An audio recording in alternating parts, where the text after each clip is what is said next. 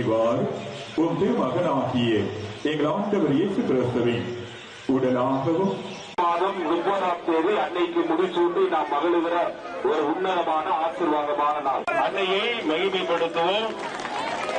எல்லோரும் சேர்ந்து சொல்லுவோம், மரியே